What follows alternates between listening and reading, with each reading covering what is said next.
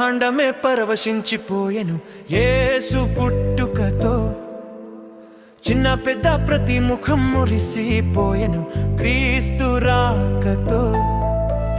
ఓరువాడ బ్రహ్మాండమే పరవశించిపోయెను యేసు పుట్టుకతో. చిన్న పెద్ద ప్రతి ముఖం మురిసిపోయెను క్రీస్తు రాకతో.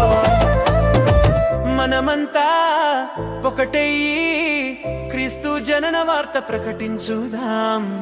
ఈ దినమే శుభదినమై రక్షకుడే సని చాటి చెబుదాం. క్రిస్మస్ పండగ చేద్దాం.